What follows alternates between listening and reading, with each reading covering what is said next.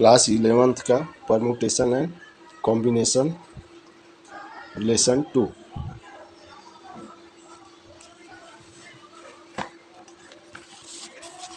जैसे एक क्वेश्चन देखिए, जैसे क्वेश्चन में दिया है 2 3 4 5 6 7 8 इन अंकों का उपयोग कर, अंक दे दिया हुआ है, इन अंकों का उपयोग करके जैसे जो जो कंडीशन बोल रहा है उस कंडीशन को बना के इसका परम्यूटेशन देना है, माने क्रमचय ज्ञात करना है। जैसे कंडीशन ये दे दिया है सब, और क्या बोला है 3 अंकों की कुल संख्या या परम्यूटेशन के 3 अंकों का कुल संख्या कितनी बन जाए, 3 अंक की कुल संख्या, इन अंकों में से 3 अंक की संख्या कुल कितनी बनेगी उसको निकालने के लिए। तो यहाँ पे ये देखना है कि अधिकतम अपने को कितना दिया हुआ है। तो 1 2 3 4 5 6 7 कितने अंक दिए हैं अपने को, अधिकतम अंक कितने अपने को मिला हुआ है यहाँ पे 7।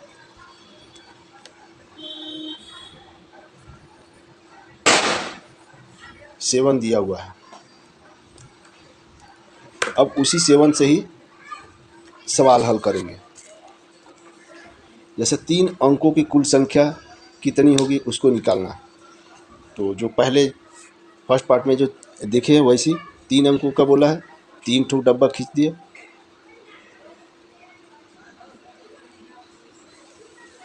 3 डब्बे बना दिए। 3 डब्बे में अब ये पहले डब्बे में कितने लोग के अपने चॉइस है यहाँ पे लाने के लिए, तो अधिकतम कितने हैं 7, 2 3 4 ये पूरे कितने हैं 7 हैं। तो पहले खांचे में आने के लिए अधिकतम अपने पास कितने चॉइस है 7। दूसरे खांचे में एक कम हो जाएगा 7 में से, दूसरे खांचे में आने के लिए कितने अपने पास चॉइस है 6। और तीसरे खांचे में आने के लिए अपने पास अधिकतम चॉइस कितनी है 5। ये इन्हीं का मल्टीप्लाई, इनका आंसर हो जाएगा 7 × 6 × 5, 6 पंचे 30 और 7 के 21, 210, 210 आंसर होगा। अब 3 अंकों की कुल सम संख्या, 3 अंकों की बनाना है, मगर कितनी सम संख्या है, इन्हीं जो दिए हुए 7 अक्षर है उसी में से 3 अंकों की कुल कितनी सम संख्या बनेगी। तो सम संख्या के मतलब क्या हो गया कि इसकी लास्ट इकाई डिजिट में क्या होना चाहिए, सम संख्या होनी चाहिए। तो इसमें सामने वाला में देखते हैं सम संख्या कितनी है, तो 2 है। तो सम संख्या की इसमें कितना क्या क्या है, जो 7 दिया हुआ है उसमें क्या है 2 4 6 8, इन लोगों की टोटल कितनी संख्या हो गई 4 संख्या है। 2 3 2 4 6 8, 1 2 3 4, 4 3 अंकों की कुल संख्या कितने 3, तो अपने वही 3 खांचा 3। अब इसमें जो महत्वपूर्ण दिया हुआ है, क्या दिया हुआ है सम संख्या। सम संख्या कहाँ इकाई, तो इकाई का ऐसे अगर ये 3 अक्षर के जैसे 765 बना है तो ये लास्ट में इकाई वाला चाहिए यहाँ पे इस टाइप में। तो इकाई स्थान पे क्या चाहिए हमको सम संख्या। अब इसको देखते हैं कि ये जो 7 दी हुई है उस संख्या में सम संख्या कितनी है, तो 2 4 6 8 यानी अधिकतम कितनी है 4। तो इस पहले वाले खांचे माने इकाई वाले स्थान पे आने के लिए कितने चांस है अपने पास, कितने कैंडिडेट है जिसमें से चुनना है, तो इसमें 4 कैंडिडेट है। तो यहाँ पे क्या लिखेंगे हम 4। अब उसके बाद फिर दूसरे, अब एक आ गया तो ये समझिए कि इसमें से एक निकल गया, 6 टोटल 7 हैं, 7 में से एक गया, अधिकतम कितना बच गया अपने पास 7 में से एक गया तो 6 बचा है। तो अब दूसरे स्थान पर चुनने के लिए इसमें सभी आ सकते हैं, सम विषम सभी संख्या आ सकते हैं, इसलिए सब टोटल हो जाते हैं। तो इसमें चुनने के लिए कितने चांस है अपने को 6। अब ये दोनों भर गए थे, इस तीसरे स्थान में 2 निकल गए 7 में से, तो तीसरे स्थान में आने के लिए कितने बच गए अपने पास 5। तो इसी का मल्टीप्लिकेशन, इसको क्रम में जमा दिए थोड़ा सा, 6 × 5 × 4 इज इक्वल टू 6 पंचे 30, 3 चौक 12, 120 इसका आंसर आएगा। औरों से थोड़ा हट के इसलिए है क्योंकि इसमें सम संख्या यानी इकाई के स्थान, इसमें 3 अक्षरों का बोला था, 3 डब्बे बनाएंगे, मगर इकाई वाला पहले देखेंगे। इसका गणना कहाँ चालू कर दिया हम लोग, ऐसे उल्टा, जैसे ज़रूरत है वहाँ से, यहाँ से ज़रूरत है तो पहले यहाँ लिए इकाई स्थान में, फिर इन लोग को देखें कि इकाई सम संख्या कितनी है, तो सम संख्या अधिकतम कितनी है 4। अब चारों में से इस स्थान पर भरने की गुंजाइश है। चारों इसका कैंडिडेट है, चारों आ सकते हैं, कोई चारों में से कोई एक आ सकता है, तो इसलिए 4, अधिकतम 4। उसके बाद बाकी दो संख्याओं में सम विषम सभी संख्या आ सकती है, उसमें मनाही नहीं है। इसलिए टोटल संख्या पर देखते हैं 7, टोटल 7 संख्या, 7 में से एक निकल गया, इसमें से कोई भी सम संख्या या कोई भी निकल गया, बचता है 7। 7 में से एक निकल गया, बचते हैं 6, इसलिए दूसरे में अधिकतम चांस है 6। और फिर तीसरे स्थान में अधिकतम अपने चुनने की गुंजाइश है 5 लोगों में से, इसलिए 5 लिखे। तो 3 अंकों की कुल संख्या, कुल विषम संख्या कितनी होगी? इसमें क्या बोला है? विषम संख्या। फिर उसमें से देखते हैं विषम संख्या इसमें से कौन कौन है। तो विषम संख्या, ये पहले तो 3 अंक बोला है, 3 अंकों की कुल संख्या, तो 3 खाचा बना दिए। विषम संख्या तभी बनेगी जब इकाई के अंक में विषम संख्या हो गया, तो ये आपका इकाई अंक हो गया। यहाँ से चालू करेंगे। अब देखते हैं विषम संख्या दी हुई संख्या में कितने हैं। तो कितना है? 3 है, 5 है, 7 है। इनकी संख्या कितनी है? अधिकतम 3 है। तो इकाई के स्थान पे हमें भरने के लिए कितने कैंडिडेट है? 3 कैंडिडेट है अधिकतम, इसलिए 3। अब इस स्थान पे भरने के लिए 7 में से एक चले गया है, तो बचा है 7। अधिकतम अपने कितने बचे हैं? 6। यहाँ पे भरने के लिए 5। इसका आंसर हो जाएगा मल्टीप्लाई में 6 गुणित 5 गुणित 3, 6 पंचे 30, 3 के 9, 90 हुआ आंसर इसका। अब इसी में एक और है, देखिए 3 अंकों की वे संख्या जो 4 से आरंभ हो। क्या बोला है? 4 से आरंभ, माने 4, जिसके 4 से शुरू होने चाहिए। 3 अंकों की वे संख्या जिस 3 अंक बोला है, तो 3 डब्बा बना दिए अपने को, 1 2 3, 3 डब्बे बना दिए। 4 से आरंभ होने के लिए 4 से कितनी है? एक ही संख्या है 4 से आरंभ होने वाले एक ही, तो पहले 4 से आरंभ होगा, मैंने 4 शुरुआत होगा उसका फर्स्ट, जैसे 421, 435, 437, जो भी उसमें लिख आए, 4 से चालू है। तो 4 से चालू हो तो पहले स्थान, यहाँ से आप देखेंगे कहाँ से अपने को भरना चालू करना है, इस स्थान से, पहले स्थान से। तो पहले स्थान में अपने को कितने वहाँ पे चॉइस है चुनने के लिए? तो यहाँ पे देखते हैं मेन में सिर्फ एक ही है, 4। अपने को चुनने का कितना चॉइस है? 1। अब दूसरे स्थान पे 7 में से एक चले गया है 6, और फिर 6 में से एक निकल गया, तो कितने चॉइस है? 5। अब इन लोग का multiply, 1 multiply 6 multiply 5 is equal to 6 पंचे 30। यही हम लोग का आंसर हुआ। कुछ नहीं, बस ऐसी देखते जाइए। फिर फार्मूला वाला जब जाएगा दूसरे भाग में, तो उसमें फार्मूला वाला भी इसी से बनेगा। ये सब फार्मूला से भी बन जाएगा, जितने फार्मूले से भी आएंगे, मगर ये सोचने में सरल पड़ता है। और अभी पहला प्रश्नावली आपका सोचने ही वाला है सिर्फ। अब इसी में दिया हुआ है 3 अंकों की वे संख्या है जो 4 से आरंभ तथा 5 से अंत हो। 3 संख्या बोला है, तो 3 डब्बे अपने बना लिए।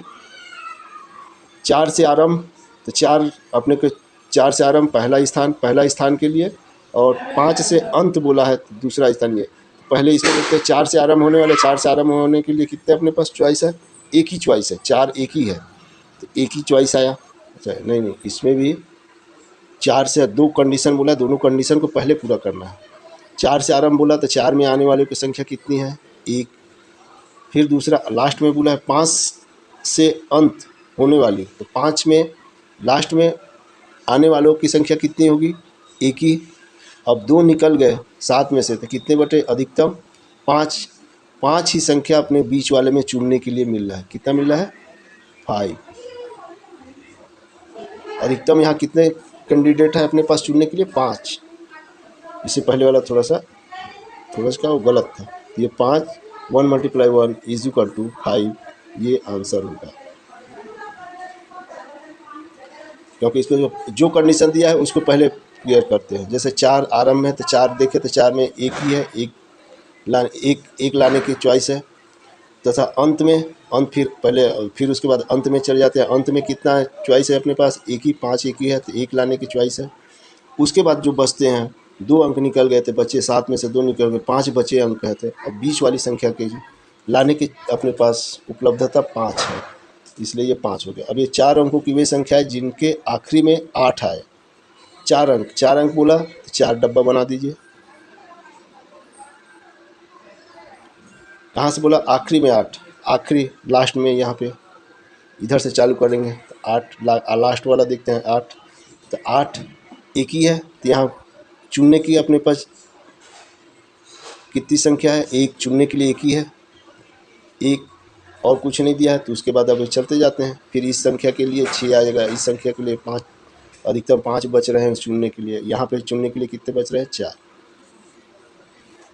इनका मल्टीप्लाई आंसर 4 × 5, 5 × 6 × 1, 6 × 5 = 30, 3 × 4 = 12, 120 आंसर।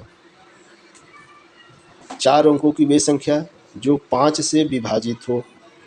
4 अंक बोला है तो 4 खांचा, 4 डब्बे बना दिए। कंडीशन जहाँ बोला वहाँ से चालू करने। 5 से विभाजित, 5 से तभी विभाजित अंक होगा जिसके लास्ट में 5 या 0 हो। तो दिए हुए संख्या में 0 तो है नहीं, ये दिए हुए संख्या में क्या है, 5। 5 अपने कितनी अपने चॉइस है, एक ही है, इसलिए 1। उसके बाद जो बचते हैं अधिकतम चॉइस से लेते जाते हैं, उसके 1 निकल गया तो कितने अधिकतम 6 बचा है। उसके बाद 5 बचे हैं चुनने के लिए, उसके बाद 4 में से चुनने के लिए बचे हैं तो 4। इन लोगों का मल्टीप्लाई आंसर हो जाएगा 4 × 5 × 6 × 1, 6 × 5 = 3, 3 × 4 = 12, 120।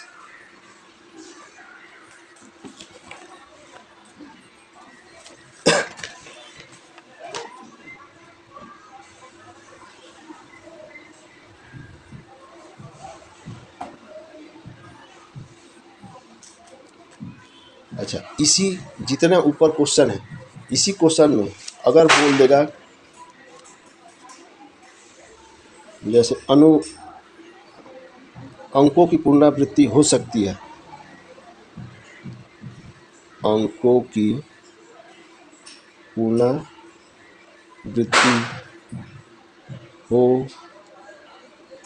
पुनरावृत्ति की अनुमति है। अगर सेम वही प्रश्नों का अगर होगा, जैसे पहले ही वाला है 3 अंकों की वे संख्या जो 4 से आरंभ तथा 5 से अंत होता हो, मगर इसकी पुनरावृत्ति की पुनरावृत्ति हो सकती है बोलता है। तो यही प्रश्न है, जैसे 5वां प्रश्न है, 5वां प्रश्न का आंसर इसमें तो वही आना ही है। 4 आएगा तभी 4 से आरंभ होगा, आखिरी में 5 आएगा तभी 5 से अंत होगा। तो यहाँ पे तो वही रहेगा, एक बीच में ये दोनों 4 और 5 भी आ सकते हैं, पुनरावृत्ति की अनुमति है। इसलिए सभी के सभी संख्या, जितनी संख्या दी है, कितने दिया है टोटल 7, तो 7 आने की गुंजाइश है। जहाँ पे कंडीशन है वहाँ पे नहीं आएगा, बाकी जगह 7 आएगा, तो इसका आंसर आ जाएगा 7। जब क्वेश्चन वही रहेगा, जैसे 6वां क्वेश्चन ले लिया मैं, 4 अंकों की वे संख्या जिसकी आखिरी में 8 है, तो वह 4 अंकों की वे संख्या जिसकी आखिरी में 8 है मगर उनको पुनरावृत्ति की अनुमति है बोला, तो आखिरी में 8 है, तो यहाँ पे तो वही आएगा एक ही। अब बाकी जगह में अधिकतम कितने हैं, ये संख्या 7 है, तो 7 7 7, यानी 7 × 7 × 7 × 1 मल्टीप्लाई करने पर निकाल लेना, वही आंसर है। इसमें से कोई भी सवाल है, किसी भी सवाल में अगर पुनरावृत्ति की अनुमति कर देगा, तो जहाँ पे 4 5 6 कम करके लिखे वहाँ पर पूरी की पूरी संख्या 7 7 7 पूरी आएगी। और जो कंडीशनल है, जहाँ कंडीशन एक ही की चांस है, तो वहाँ पे एक, अब बाकी जहाँ कम करके होता है वहाँ पे पूरी की पूरी संख्या आ जाती है। धन्यवाद, फिर आगे इसका और देखेंगे।